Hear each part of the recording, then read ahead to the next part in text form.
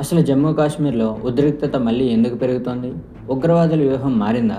మళ్ళీ అలజడులు సృష్టించేందుకు సరిహద్దులు దాటి ఎవరు వస్తున్నారు? జమ్మూ కాశ్మీర్ భారత భద్రతా దళాలు ఎప్పుడూ అత్యంత అప్రమత్తంగా ఉండే ప్రాంతం. అలాంటి చోట ఒక పోలీస్ స్టేషన్ భవనమే భారీ పేలుడుతో కుప్పకూలిపోవడం, అమాయక పోలీసు అధికారులు, ఫారెన్సిక్ సిబ్బంది ప్రాణాలు కోల్పోవడం మన దేశ చరిత్రలో ఒక చీకటి అధ్యాయం. జమ్మూ కాశ్మీర్ శ్రీనగర్ శివారులో నాగం పోలీస్ స్టేషన్లో శుక్రవారం అర్ధరాత్రి భారీ పేలుడు సంభవించింది. దీని తీవ్రత ఎంత భయంకరంగా ఉందంటే 7 నుంచి 9 మంది వరకు ప్రాణాలు కోల్పోయారు.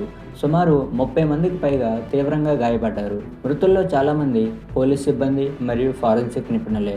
పేలుడు జరిగినప్పుడు వారి శరీర భాగాలు సుమారు 30 అడుగుల దూరం వరకు ఎగిరిపడ్డాయంటే దాని తీవ్రత ఊహించవచ్చు. అసలు కథ ఇప్పుడే మొదలైంది.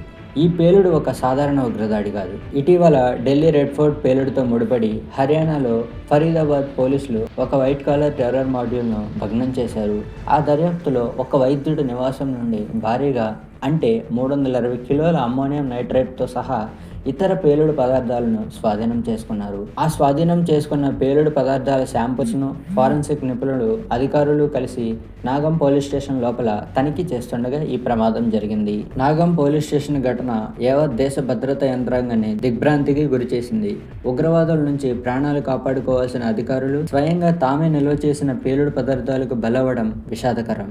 ఈ ఘటనతోనైనా దేశ అంతర్గత భద్రతకు సంబంధించిన పేలుడు పదార్థాల నిర్వహణలో ఉన్న లోపాలను కేంద్ర ప్రభుత్వం గుర్తించి అత్యున్నత స్థాయి ప్రోటోకాల్ను శిక్షణ అమలు చేయాల్సిన అవసరం ఉంది. కేవలం ప్రమాదం అని సరిపుచ్చకుండా ఈ నిర్లక్ష్యానికి కారణమైన వారిపై కఠిన చర్యలు తీసుకోవాలి. ఈ పోలీస్ స్టేషన్ భారీ పేలుడుపై మీరేమనుకుంటున్నారు? కింద కామెంట్ సెక్షన్లో తెలియజేయండి. అలాగే మరిన్ని తాజా అప్డేట్స్ కోసం మన ఛానల్ని సబ్స్క్రైబ్ చేయండి.